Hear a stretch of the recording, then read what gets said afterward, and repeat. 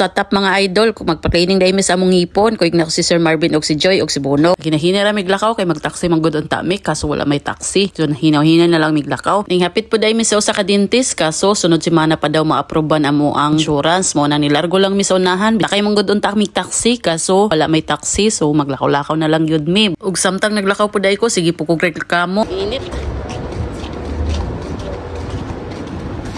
Pa-cleaning sa kuban sa ngipon ay gitagitip na among ngipon pagitip. Samtang naglakaw po dahil ko direng dapita tanawa gyud ninyo ang adlaw tutok kaayo di ba? Moray ikaw ba tutok kay sa kuha. Pero joke ra arang kapiling muna. Pag abot dahil na mo sa unahan nang langtod na lang gyud mi kay di na gyud madala. Nindot raman pud agian direng dapita kay kanang hayahay pud ba og hangin-hangin pag gyud siya. Samtang pud dahil naglakaw mi dira dapita nakipagmarites ra pud mi gud bisag unsa ra gud among marites ba. Ningon pud dahil si Sir Marvin namo direng dapita